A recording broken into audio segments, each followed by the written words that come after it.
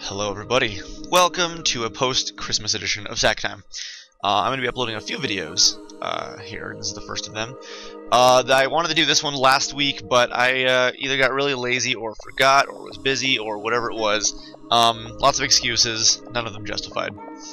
Okay, so I'm looking up here today at the main screen of the Nintendo Plaza, and some of these games have crowns on them, which I'm assuming means DLC, now that I think about it, because there's the Art Academy, there's Sonic, there's Wii Fit Plus, Super Ultra U Edition, Sports Club, and Pikmin, all of which are DLC games. Or games with DLC. Anyway, enough about that, nobody cares, we're playing Castlevania. Alright, so Castlevania 1 for the NES, and oh how pumped I am. Oh how very pumped. So this is one of my favorite NES games, and I didn't actually end up beating this until it was probably 2004. I think it was when it came out on the Game Boy Advance, the classic series. So you take Simon Belmont, who's this dude dressed up in, it's clearly leather because he's brown. He also has brown hair and a fair complexion. I always thought it looked really strange when he walked because like his cycle makes his shoulder jet back really hard for whatever weird reason. But okay, anyway, so yeah, this is classic NES gaming for me at its finest. I know this game isn't really for a lot of people just because it's really hard. It takes a lot of patience. You're kind of limited in terms of movement and the way you attack. For example, you can jump. Once you're in the air, you don't move. If you're jumping in the air and you're moving, you commit. You are going that direction until the end of time. Okay. So, it's pretty basic though. I mean, it's very arcade style, you know, kill things that come towards you, don't die. As you can see, we're hitting these candlesticks. What's inside the candlesticks are clearly hearts. That's what Dracula keeps inside his wax decorations. So the hearts can be used to use your sub-weapons, which are, right now, seen at the very top, there's a little dagger that I have. And if I press up and attack, boom, throw a dagger, use a heart. Get some more hearts, use more daggers. There's a bunch of other weapons you can use. Holy water, watch this, boom. Later Panther, dang, right into the holy water. Throw it on his head, boom. Alright, this isn't so bad. What's also fun about this game is there's a lot of points. So this game, I mean, you're getting points for every enemy you kill, you're getting point bags that are on the ground, and while points are nowadays largely useless, there was something kind of charming about them for a classic game like this where you could, you know, keep track of high scores with your friends, and I don't think a lot of people really did, other than maybe like Nintendo Power or Game Pro score contests. We just got a crucifix, which kills everything immediately. Points were they're kind of a fun little bonus, just because, you know, in this day and age, you can establish a very thorough metagame by saying, hey, make it through the first level with, you know, 1 life, and you just have to get as many points as possible. Also, a Castlevania staple is meat strips hidden inside bricks, and I didn't grab it because I was marveling at it. You've got staircases that go up and down multiple levels.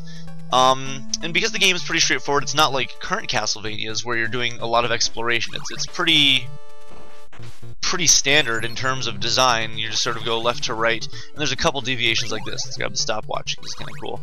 So you can freeze people, boom, in midair.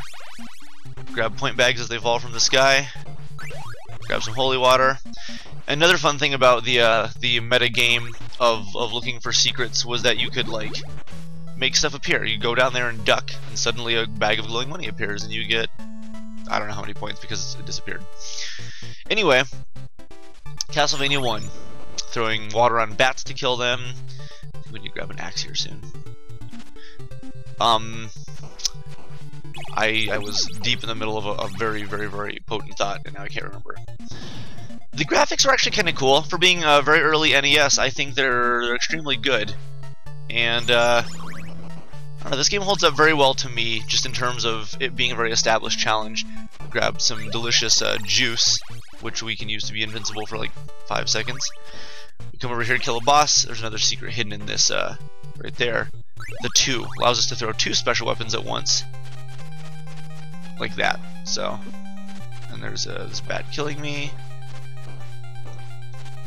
One of the most important parts about Castlevania for me is the fact that this music is absolutely some of my favorite, and I'd be pretty hard pressed to find somebody who didn't find Castlevania to be very solidly scored soundtrack wise.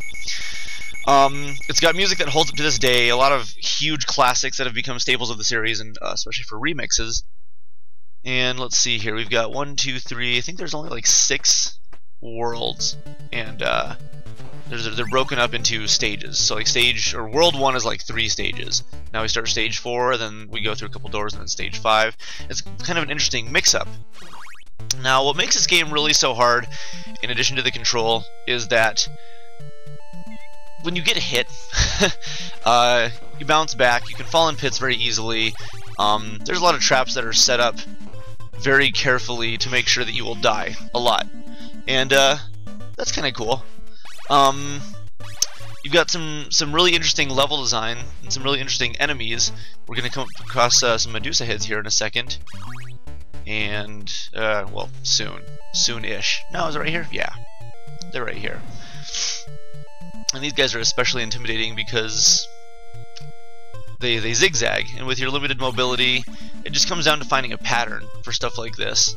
So they're really not that bad, but, you know, I've just played this game a million times, and it's not actually that I'm even that great at it at this point. It's just that, you know, you're going to have to memorize a lot of patterns. I mean, this is even more, you know, defined than Mega Man in terms of what you're going to be doing, recognizing. Well, there you go. See, I'm not even that great at this game. I don't claim to be a Castlevania master. Ooh, whip upgrade. Should have discussed that earlier on. We have a little wiener whip, and then we can get like the big boy whip coming up from a candle. I don't know which one. There we go. Boom. Now we can whip much further. So, while I do love this game to death, I do only think that the sequels got better and better. Castlevania 2, I know, is kind of a mixed bag for folk, but it really paved the way for a lot of the newer Castlevanias. Castlevania 3 returns very much to this style. And, oh boy.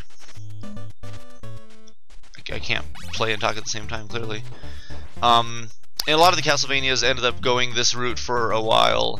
Super Castlevania 4, Dracula X, and then with Symphony of the Night, they sort of revisited the roots of Castlevania 2, took a huge cue from Super Metroid, and made what is arguably one of the best Castlevanias in existence, not just soundtrack-wise. But this is humble NES beginnings. There also was an arcade game, and I want to see if I can get my hands on a copy of that to show you guys in some capacity. But as of right now, you're gonna have to deal with this one being the Virtual Console release. I do believe that the ratings board has just rated Dracula X for release, as they're going to be doing PC Engine games as well on Wii U Virtual Console, and I would love to get another copy of that. I have it on the regular Virtual Console, and it's absolutely one of my favorite games I've ever played. One of my favorite Castlevanias. It's actually the main reason I even bought a PC Engine in the first place was just for a copy of that. So totally worth it as far as I'm concerned. So this is Castlevania. If you guys are looking for a good challenge and you haven't played this already, I'd say it's definitely worth your time. But be prepared to be frustrated.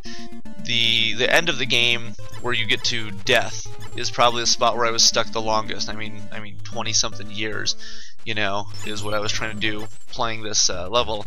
Even Dracula at the very end of the game I don't find to be nearly as difficult. But we'll play all the way through till the second boss up here. Okay. I hope we get. No, actually, the holy water should be fine, because there are some. It's not exactly a cheat, just say a technique. Watch this, Medusa. Boom. What's also cool is when you beat this game, you unlock another difficulty level where you play, and I think it's almost consistent Medusa heads. You can get killed in 4 hits by nearly everything very easily. Enemies do double damage. Alright, we're gonna douse Medusa's face in holy water, because we can. You see? Patterns. That's all it comes down to. Yeah. Simon Belmont. Simon Belmont, baby. Alright. Just keep whipping. Whipping and jumping. Simon Belmont. Wilt Chamberlain. Alright. Very good. This concludes another episode of Sack Time, with Castlevania 1 being explored. So if you get the chance, grab it on the Wii U eShop. I believe it's $5, and great game. Or upgrade for $1. And again, If you're upgrading, you know how fantastic it is. And just for the sake of the music, maybe that alone is worth the price of admission. Or you can just go to YouTube and listen to the soundtrack for free. Anyway, great game, great experience, one of the best. Sack time, not the best. Until next time.